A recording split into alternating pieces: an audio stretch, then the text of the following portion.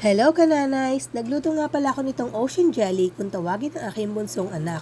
Kasi naman, pagkaganda ng kanyang kulay, crystal blue, at talaga namang mas malinaw pa sa mga mata mong nanlalabo ang kulay nito.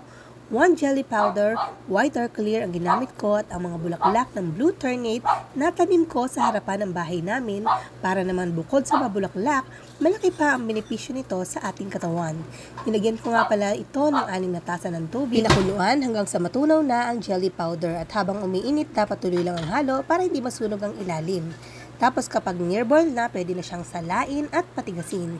Ilang minuto lang, firm na ang ating ocean jelly. Hiniwa-hiwa ko lang ito at gamit ang maliit na kutsilyo. Saka nilagay ko siya sa garapon. Itong garapon na ito ay matagal ko nang gamit. Reused bottle ito ng Korean citron tea. Nakaipon na nga ako ng ilang bottle at talaga namang sulit na sa akin ito. Kinaumagahan, sinama ko ito sa arnibal syrup para baunin ng aking anak sa school.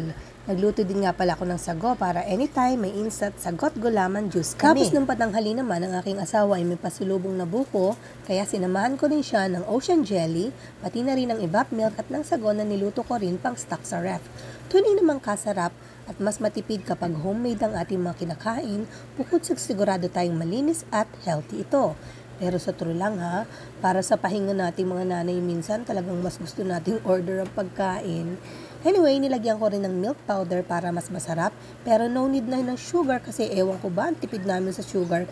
Pero masarap na siya manamis-namis. Siguro dahil may natural flavor na ang buko juice at ang blue ternate. Nilagay ko ang juice sa reused milk tea cup. Yes, isa na naman pong basura ang aking naisalba dahil sa hilig kong mag-reuse ng mga ito.